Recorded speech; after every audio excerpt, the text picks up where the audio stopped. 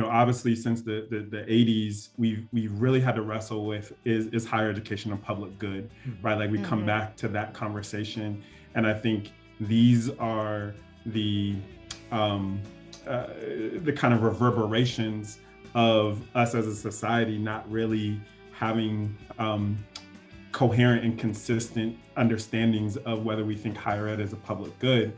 And the reason I come back to that is because if it is a public good, then we should want as many people involved in the governance apparatus as possible, since it impacts many of us, all of us.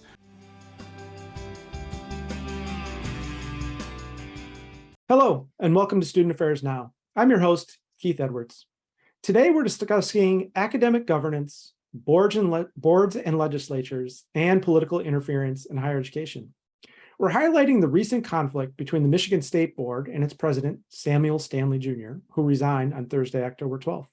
We'll expand on this specific case study to explore the politically motivated interference in higher education we see from boards, legislatures, governors, and more.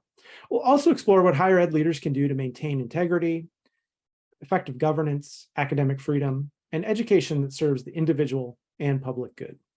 I'm grateful to have guests today with expertise and experience to help us all unpack all of this. Student Affairs Now is the premier podcast and online learning community for thousands of us who work in, alongside, or adjacent to the field of higher education and student affairs.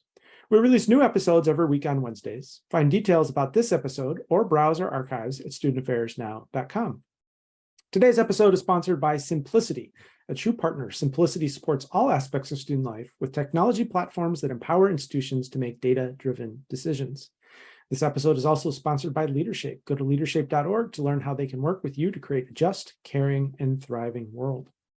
As I mentioned, I'm your host, Keith Edwards. My pronouns are he, him, his. I'm a speaker, consultant, and coach, and you can find out more about me at keithedwards.com. I'm broadcasting from Minneapolis, Minnesota, at the intersections of the ancestral homelands of both the Dakota and the Ojibwe peoples. Let's get to our conversation. I'm so grateful to have 4 guests today. Let's begin with introductions. Felecia, why don't you go ahead and kick us off? Hi, everyone. My name is Dr. Felecia Commodore. I am an associate professor of higher education at Old Dominion University, which is located in Norfolk, Virginia, which is located on the lands of the Algonquin, which is also known as the Chesapeake indigenous people. It's also in the land of where the first enslaved Africans were brought to the United States of America. And so we wrestle with living and working in a place that was built on the backs of stolen land, stolen bodies, and stolen labor. I do research in the area of leadership, governance, and administrative practices with a particular focus on minority serving institutions and historically Black colleges, and also research in the areas of the role of boards in advancing equity at institutions, including organizational culture, organizational behavior, and decision-making processes. And so I'm really excited to be here and be part of this conversation. Yeah, thanks for being back with us. We had a previous conversation about a year ago about boards and legislatures, and now we're diving in deep again. So thanks for coming back to us. And on that conversation, we mentioned some of Demetri's work. So go ahead and tell us a little bit more about you and your work as you join us here today. Yeah, thanks so much, Keith. Hi, everyone. My name is Demetri. I use he, him pronouns, and I'm a faculty member at Loyola University, Chicago. And Loyola is currently on the traditional and ancestral homelands of the Council of Three Fires, the Ottawa, Ojibwa, and Potawatomi. And I, similar to Dr. Commodore, do research on boards of trustees and governance. But I also think more broadly too, as well, about higher ed's role in a diversifying democracy. So what role does higher education need to play as we think about what's happening in society and in the world more generally? So I focus on a lot of different things that help me understand that phenomenon, including student activism. I explore STEM education and its role in the labor force, and then as well as governance. So really excited to be in community with you all today. Yeah. Well, thanks to the both of you who are going to help us take this Michigan State example and see the broader implications with your expertise. And we have 2 folks from Michigan State here to help us really unpack this case study. Kris Renn, let's begin with you. Thanks so much, Keith, and thanks, Felecia and Demetri, for getting us started. My name is Kris Renn. My pronouns are she, her.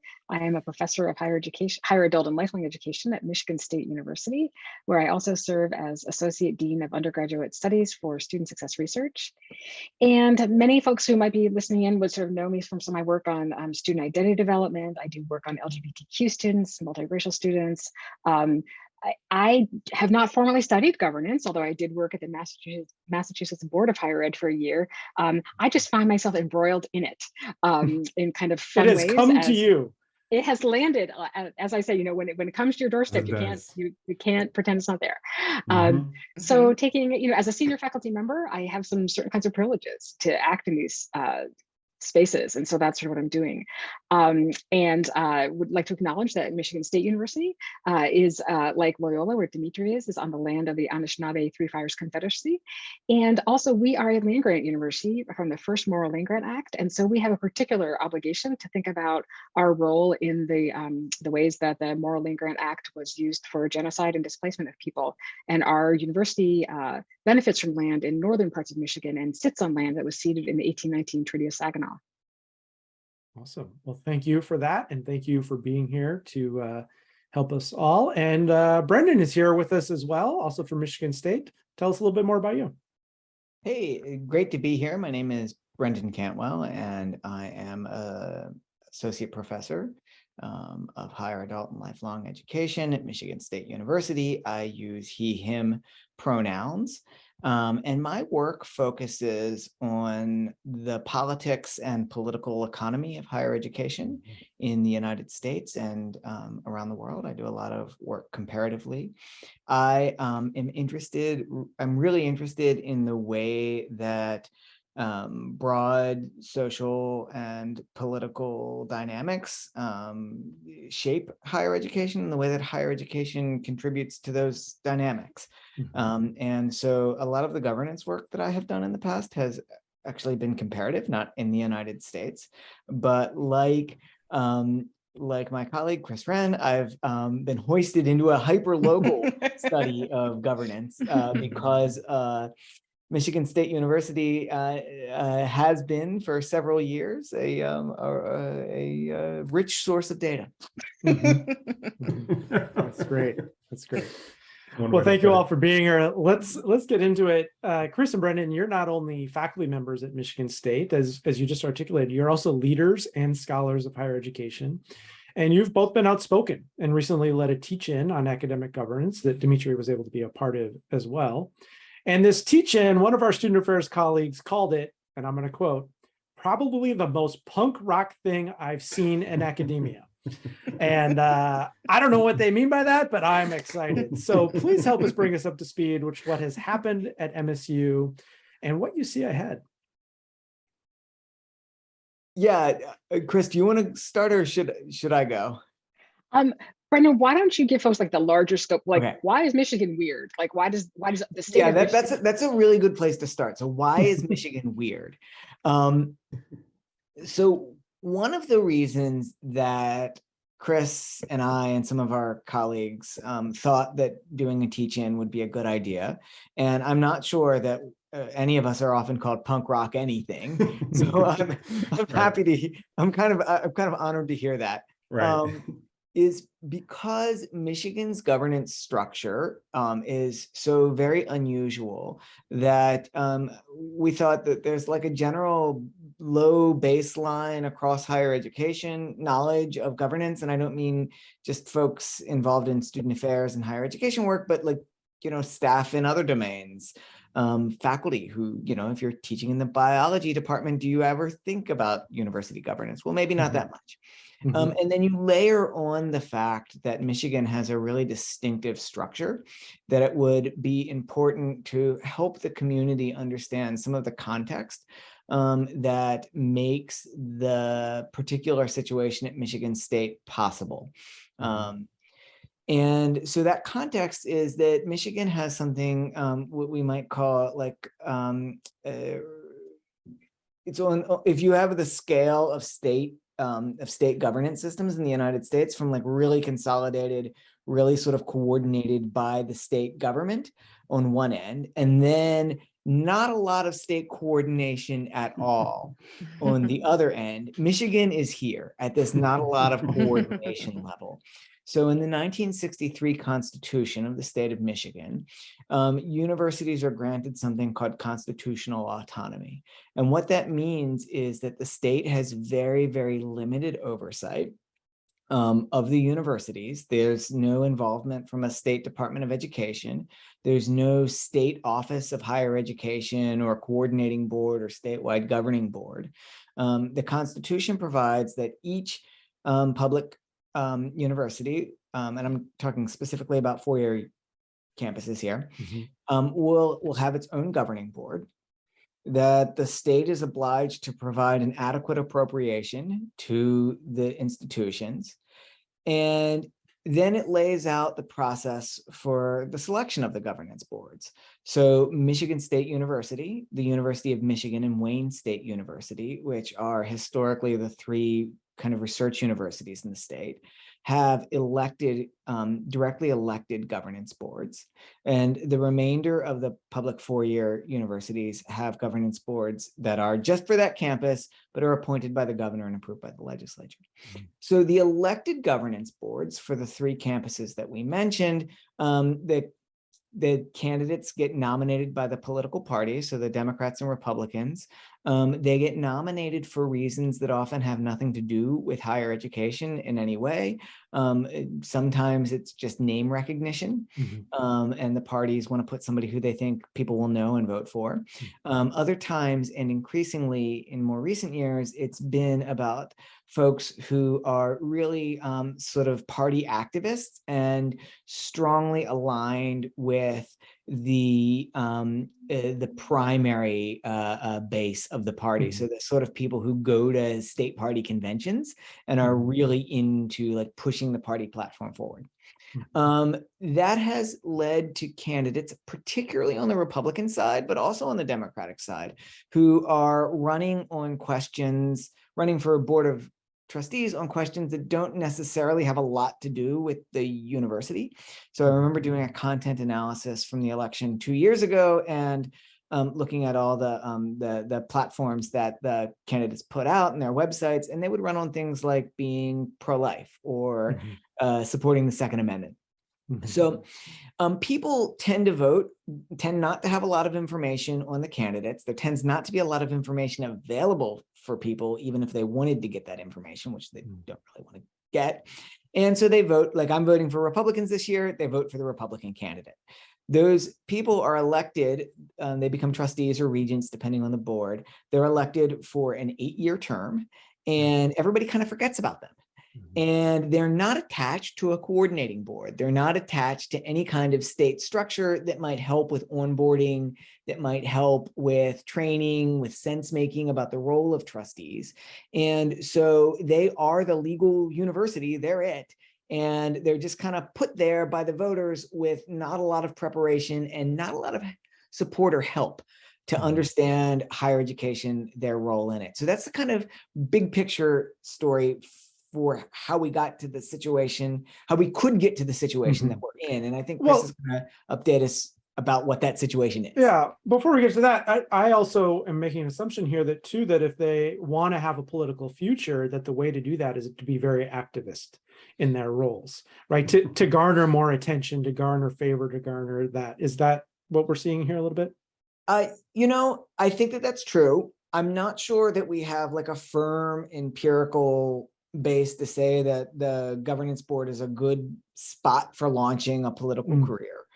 But it is definitely true that it seems like the kind of more attention that you can get, that particularly in a really super polarized political environment where something called negative partisanship is the most powerful sort of organizing force, and negative partisanship is like your hatred for the other side rather than your actual support or belief in particular policies or issues.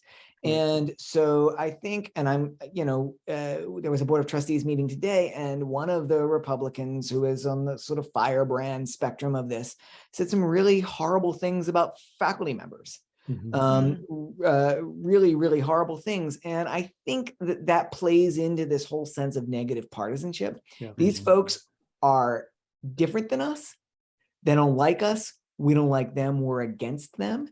And so whether it's specifically to like launch into a different kind of political career, or whether it's just really strong commitment to partisan identity and that is animated by negative partisanship, I'm not sure, but definitely there are inclinations and maybe incentives to really to not think about the university in nuanced terms and really think about everything through this partisan lens. Right.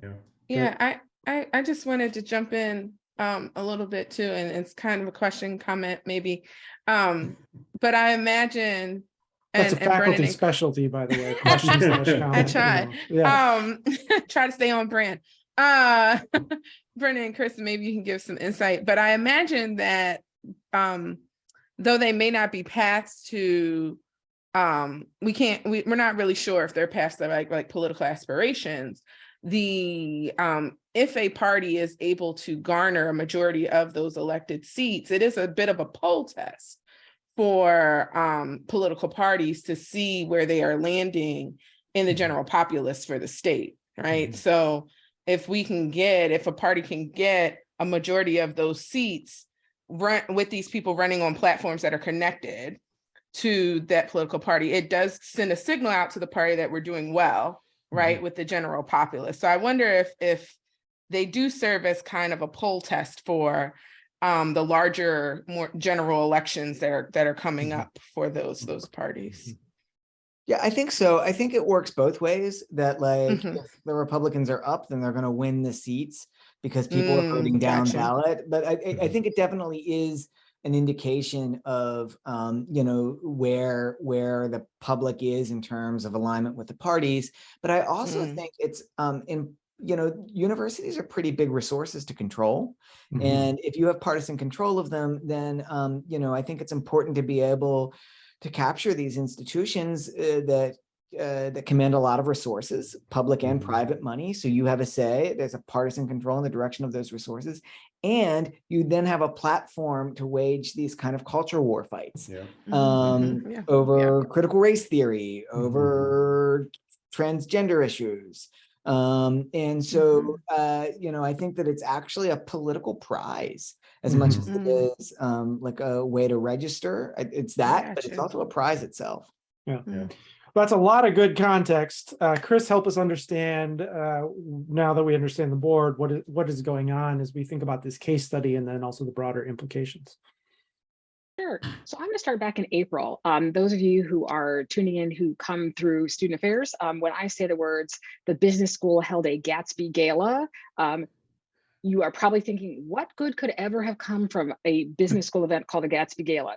And I will tell you, no good has come of it. Well, maybe good has come of it, but much ill has come of it. All right. So in April, there is this event.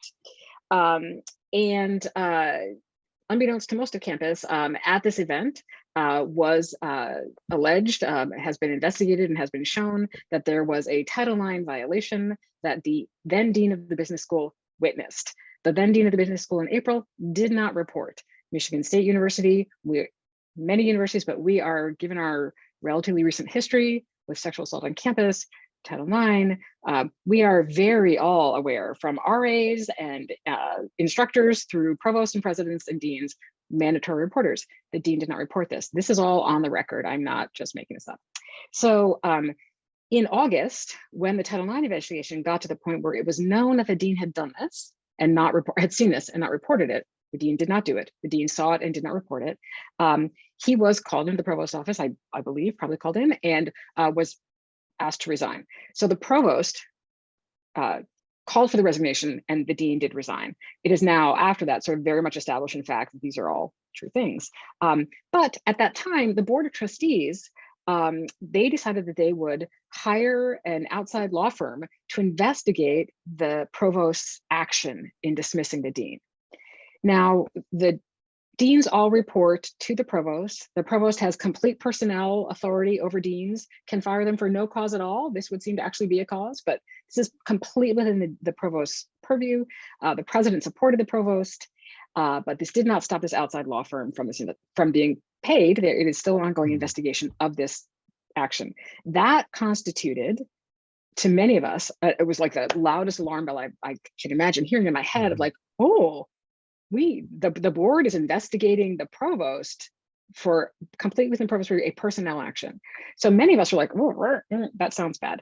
Other people on campus weren't kind of upset by that because of our recent history of Title IX. They're like, well, maybe it's okay if the board investigates a Title IX kind of thing. Doing their due diligence. Doing their due diligence. I was like, on the other hand, the provost dismissed the dean for not doing the right thing in Title IX. So if we're going to lean in any direction, isn't that the direction we want to lean? Like, we've had a problem with that in the past. So that's going on. A few weeks after that is announced, an anonymous board member leaks to the Detroit Free Press that the Board of Trustees is in conversations with the president and that they have given him until Tuesday of that same week, 2 days later, to step down or be fired. So that goes out in the paper. This hits campus sideways. And then over the next several weeks, there is confusion. There's speaking out by different board members. There are several public meetings of different sorts where different board members say different kinds of things. So board members are speaking out of turn. They're not directly addressing this example of what I called in the speech, an example of startling overreach on the board's part and an ethical violation of their own board of conduct and ethics. So that's sort of all going on. So the real problem, and people are like, well, what's the problem? Why did you have a teach-in? What did the board do? It was this overreach into this level. Part of why we organized the teach-in was to help some of our colleagues and students understand that, you know, a board that can overreach on a dean appointment can overreach to overturn a tenure decision, can overreach to take the critical race theory course that we teach in the College of Education out of the curriculum. We have people running for our board right now who have said that's exactly what they want to do. So not just drawing a line in the sand, but getting people back into their appropriate roles in academic governance and getting the board into its role is really important to us.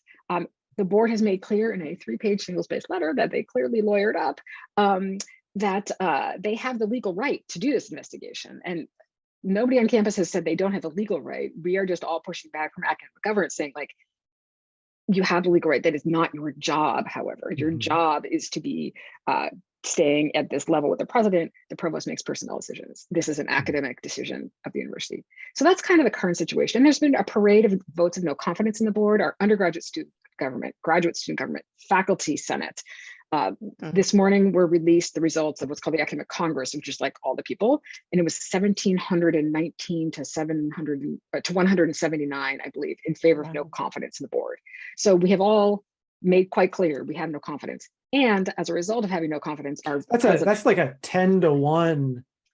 You got a whole bunch of faculty degree on anything. Huge margin. Yeah. And that what's so interesting about it, and my spouse said this the other day. Very rarely in higher ed do we see the students, the staff, the vast majority of faculty agree on anything. And so for Michigan State to have so many of their shared governance like structures and apparatus to be, you know, in opposition to what the trustees have done over the last couple of months is you know, I shared this with Kris and Brendan, but it was almost refreshing to be like, oh, like campuses can still like be activated and share information and teach each other and sort of engage in these apparatuses. So it's unfortunate what they're all coming together around, but it is heartening to see some of that kind of fight still be in the apparatuses that exist. Well, we want to talk about some of the broader implications, but before we move there, anything else that would be helpful for our audience to understand about what is, or will be happening with Michigan State?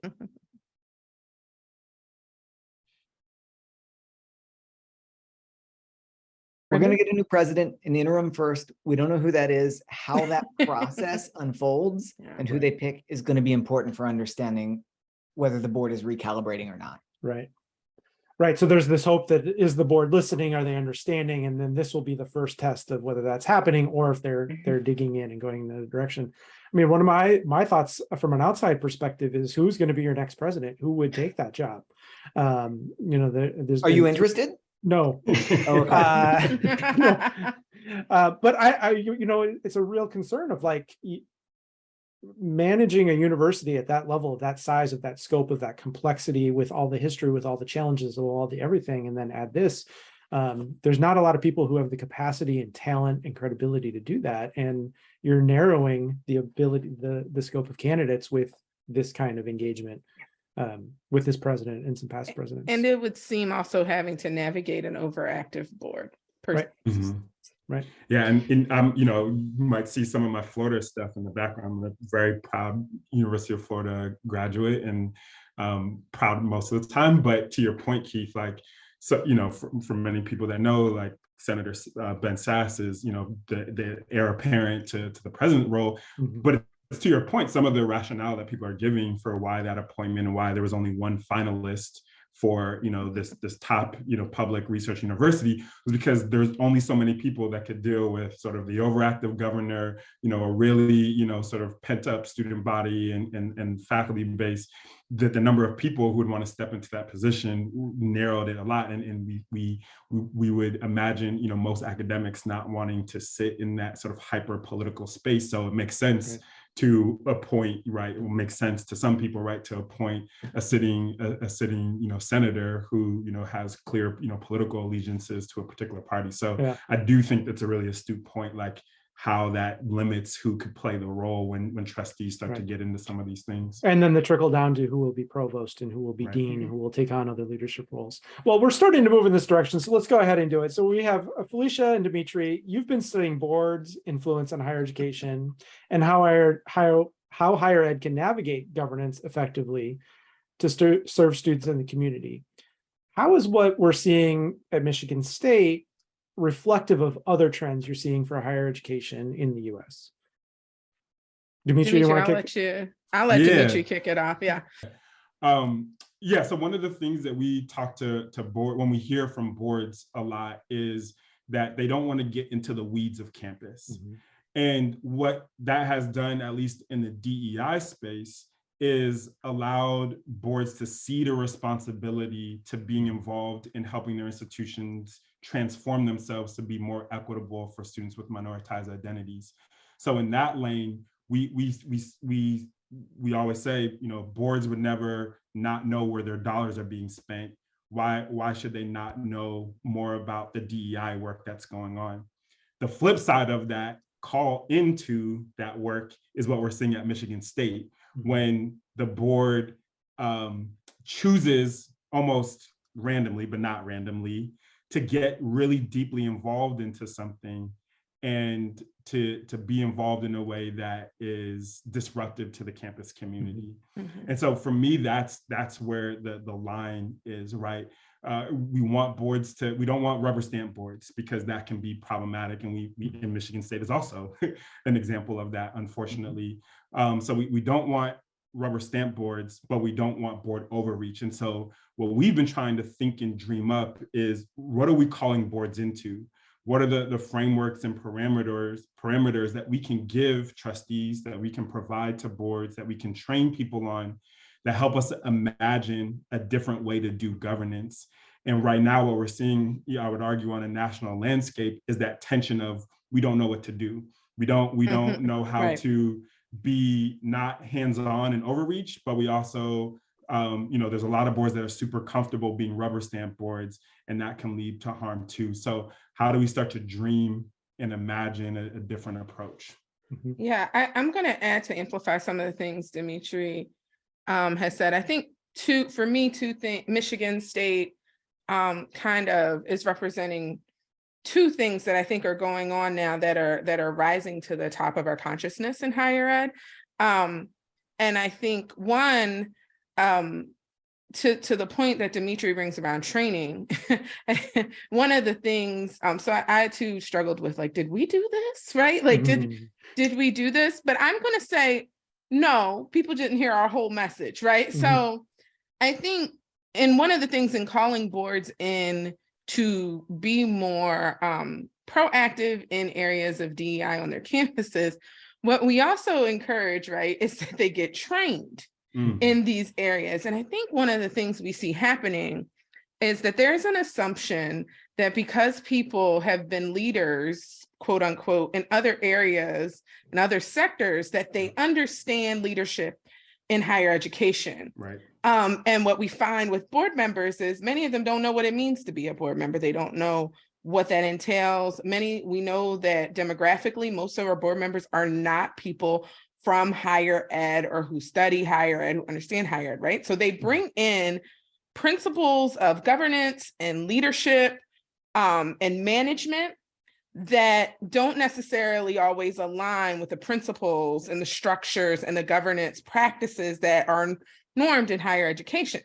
And so when we're like, oh, we don't want to see the Title IX oversights that we saw historically, there sometimes is an overcorrection because they move in the way that we see board of directors move in corporations very swiftly and very, whatever the consensus is in that little group of people, right? As opposed to a more shared governance structure, more representative governance structure, and where boards are partners with the folks on their campuses. And so I think that is something we're starting to see across higher ed, is that boards are moving in ways that they think are appropriate for higher education, but what it's exposing is that they don't really know how higher education works. And some would say may not care. The second thing I think that is going on, and I think if we look back to 2020, there was a canary in the coal mine. And that canary was that we saw administrations and boards moving and making decisions without the input of faculty. And justifying it by, we have a crisis, we have to navigate this crisis quickly and swiftly, and shared governance doesn't allow us to do that. And I think we started then to see faculty start to get activated, like, wow, people are making decisions about our lives, about our students' lives, and not consulting us, right? And that, I think, was our canary in the coal mine, and brings us to where we are now, where around the country we're seeing situations like MSU and other institutions where boards are moving, administrations are moving without the input of faculty. And faculty are like, wait a minute, we matter here. We are very invested stakeholders in this governance structure, and our voices should be heard. And so I think we saw it coming, but unfortunately, like the board, some faculty don't have any clue how their institution works either. And so it wasn't until these things started happening that faculty even realized that they had started to be pushed and isolated out of decision-making structures at their institutions. And so unfortunately, I do think what we're seeing, and not just in Michigan, but in many states, is a coming to the head of what happens when faculty gets slowly but surely erased from the governance structures and from the decision-making processes at an institution. And now we're trying to figure out how to get back on track while also moving quickly in crisis mode. I think it's a great point. And I love, Demetri, your language about imagining what board involvement could look like, and Felecia talking about training. I think the disconnect for me, though, is some of this seems disingenuous. Right. It's not that they have the institution's best interests. It's not that they want to create the most effective leadership structure. It's not that they have different views about doing that. Some of it feels, as I see what happens in Florida and Texas and Idaho and other places, I'm sure we have board overreach because of lack of training. And I'm sure we have board who are not as involved in certain things because they don't know and they don't understand. That seems to be a problem, right? And a problem we can address. But then there's this disingenuous, like, I'm using this to advance my political career. I'm using this to score points with the base. Back to Brendan's comments about negative partisanship? Right, and scoring points. So how do we navigate probably the both and boards are 30 people, 8 people, 12 people. And we probably have some people there who are genuinely interested in advancing the institution and maybe need help being effective in doing that. And we maybe have others who are less genuine about that.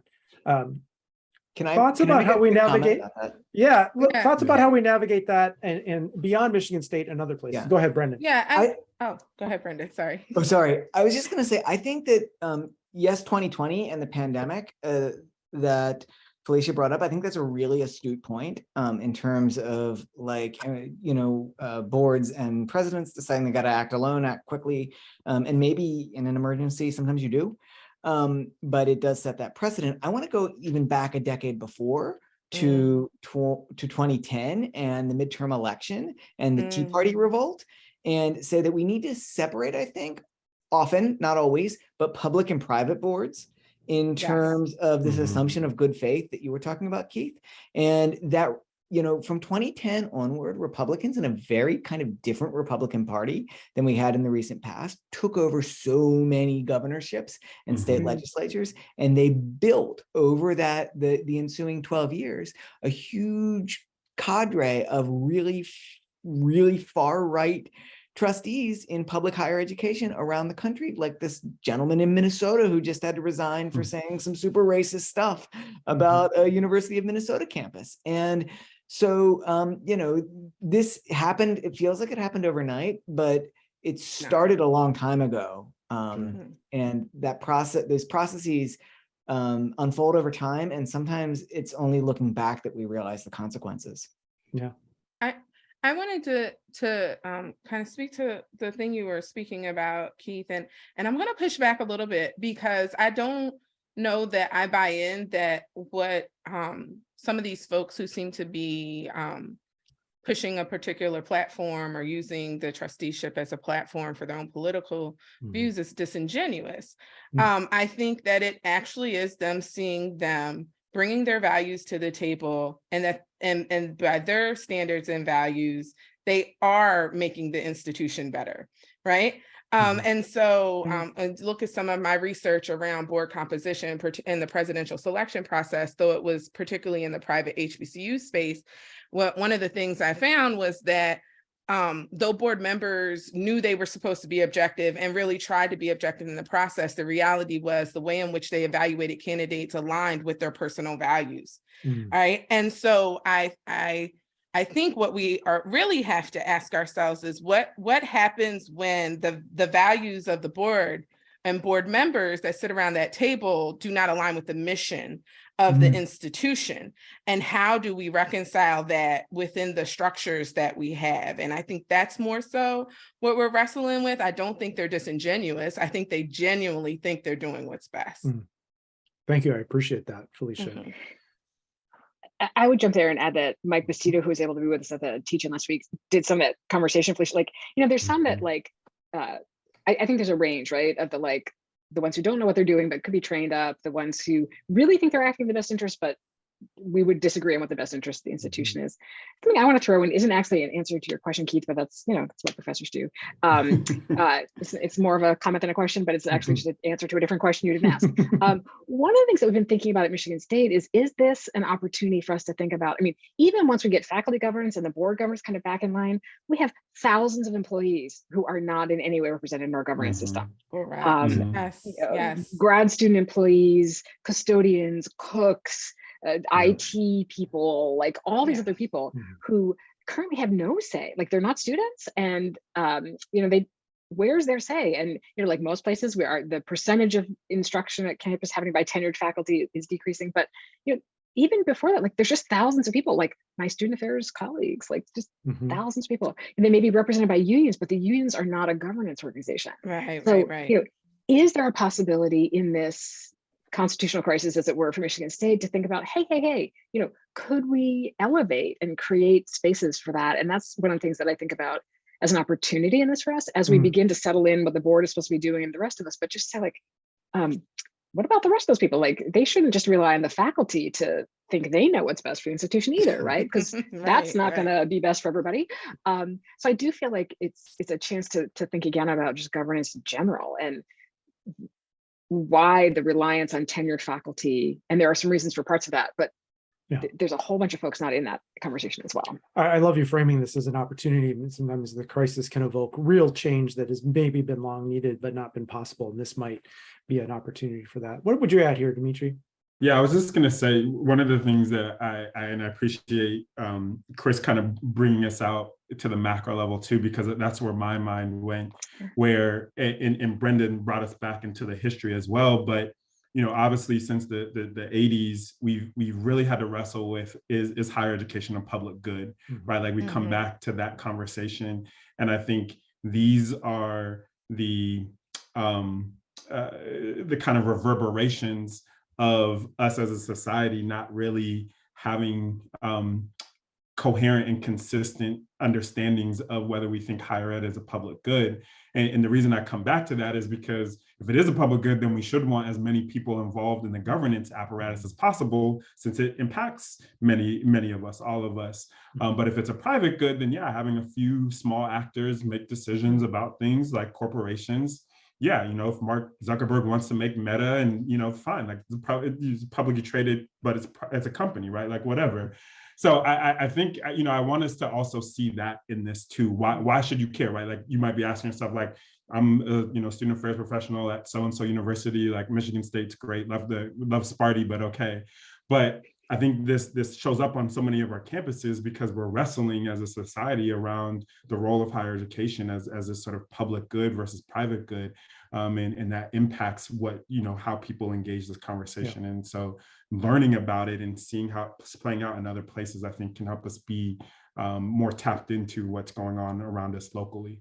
Yeah, Keith, I wanted to add one more thing real briefly, because I know we're running up against the clock, but I think to that point too, Demetri, about we're wrestling with this is a public good. I think the question we keep coming back to for a while now when we run into these cases like Michigan State, and I know you and I brought this up with the UNC situation with I can't think of her name, Nicole Hannah-Jones, right? And how do we hold boards accountable, right? We at this very moment, we have no mechanism to hold boards accountable. The closest we get, right, is like maybe a governor or legislature dismissing board members in or a vote of no confidence. But I think we're even or a leak to a newspaper. Right, what the power of a vote of no confidence is right now, right? We don't even know what the value of that is, or the capital that holds in some of these situations. And so I do think we have to begin to have more pointed conversations around how do we assess boards, because right now they mostly assess themselves, and we can see the problems that can arise from that. And then what are the mechanisms to hold boards accountable to the people that they serve? And I think if we can start to wrestle with those questions and come up with some mechanisms, I think it'll get us closer to reimagining governance and reimagining the way in which we do governance in higher education. Wonderful. I mean, I love how we've come full circle on this, from very specific, detailed things to broader questions affecting so many, and a call to some transformative change that might be possible. As Felecia mentioned, we are running out of time. We knew we would. The podcast is called Student Affairs Now. We always like to end with, what are you thinking, troubling, or pondering now? So just real quick, whatever's top of mind, maybe our conversation or maybe unrelated to it. And also, where can folks connect with you? Feel free to direct them wherever you'd like to direct them. So Brendan, what are you troubling now? I've been thinking for a while about something that I tentatively call the institutional trap, which is this idea of kind of a bad faith politics and a good faith organization. So how does a good faith organization like a university, which doesn't want to wade into partisan politics, operate kind of above the fray when it's in a socio-political environment of a lot of bad faith, negative politics, and the university can ignore it and get the politics done to them, or they can engage in it and maybe seem like they're being partisan or political. I think that's an institutional trap. And this is the kind of thing I like to talk about on Twitter. Although maybe not after Elon Musk took over, but you can find me at Cant_B. So at Cant_B. Speaking of public and then private and governance, right. There's another good example right there. Demetri, what are you troubling now, and where might folks be able to connect with you? Yeah, so I am troubling the idea of like the study of governance is like only for some. And, you know, one of the things that, you know, I teach an Oregon Gov class, and I love to, you know, get people excited about governance and to help people see themselves in governance. And so I want to trouble this idea that governance is only for trustees, or governance is only for, you know, full professors, or like governance is for everyone, and we all have a role to play. And I also want to trouble the idea that, like, if we were saying this before we started recording, but what's happening at Michigan State could be happening at your campus, tomorrow or after the election. And so we want to be prepared. And I think a teaching is a great response, right? But how do we get proactive? How do we get upstream from these issues? So I'm troubling that idea. Like, I want us to be more well-versed and more literate in our governance as a broader community. So to hopefully be more proactive in some of these situations.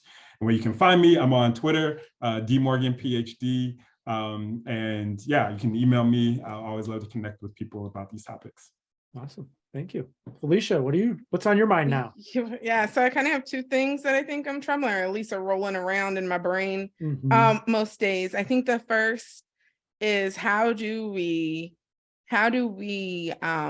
push forward or reawaken or reinvigorate a spirit of shared governance and faculty advocacy in spaces which it has been lulled to sleep, and dealing with the ramifications of being in hibernation and now wanting to come out of hibernation. What does that process actually look like?